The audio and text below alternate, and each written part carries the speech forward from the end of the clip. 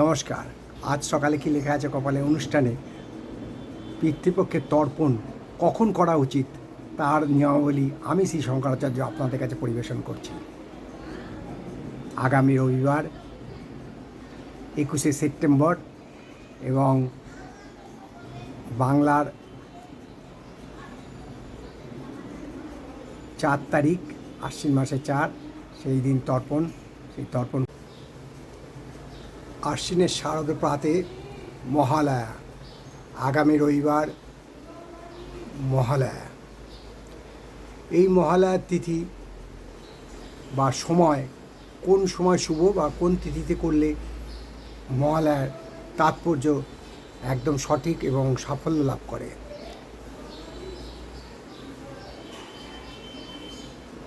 এই মহালয়া কৃষ্ণপক্ষের অমাবস্যা তিথিতে করতে হয় এবং এইবারে আগামী রবিবার যখন করবেন সেই সময়টা হলো 9:44 পর, সকালবেলা 9:44 পর এই মহালয়া তর্পণ করতে হবে।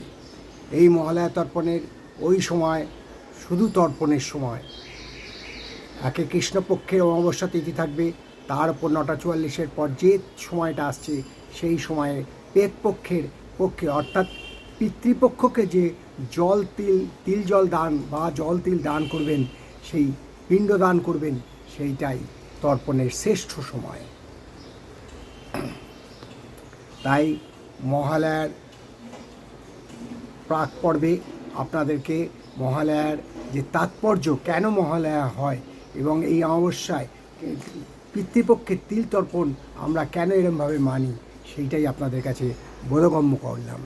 আপনারা যারা যারা তর্পণ করেন, অনেকেই তর্পণ করেন না তাদের কর্মক্ষেত্রের জন্যে বা বিদেশে থাকার জন্যে, কিন্তু যারা করেন তাদের জন্য বলছি, সকাল 9:44 পর পিতৃপক্ষকে তিল জল দান করুন এবং তাদের আত্মার শান্তি কামনা করুন।